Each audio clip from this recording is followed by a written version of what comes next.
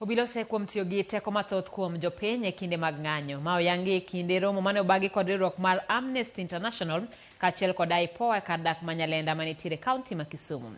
Jopiny bende noyudo tiegruok e yore mag ritore e sama gibago ng'anyo kama oting'o tudruok gi obila e yo makare ma duoko chien pogruok kod lweny mamuoch ga kindegi. Riwruogo kinde LSK okwayo jong'ad buche mondo kas yalo buche mag hinyruok e kinde ng'anyo ahinya mokel kod obila. Giwacho ni deko yudo ng'eto e buchego nyayo lwenje mathoth e kinde ng'anyo kendo ketho tudruok e kind obila kod jopiny.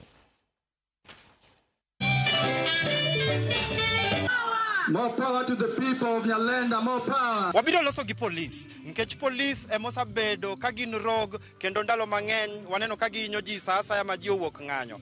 Wabiro nyiso gi ni gibe sheria biro chopo negi, wakelo IPOA kae kendo wadwaro ni gikaw hatua.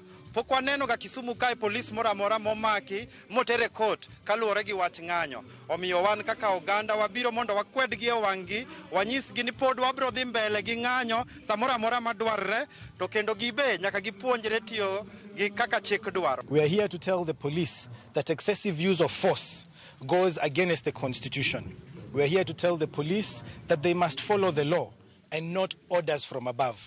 That as a people we will continue to promote peace and security, but the police must also ensure that they respect the rights of the people. Out of the cases that we've processed so far in my region, 25 cases are before court and 19 are with the ODPP, and others are at various stages of investigation. We are also requesting that the judiciary rolls out and accelerates those cases so that victims of police brutality can get justice.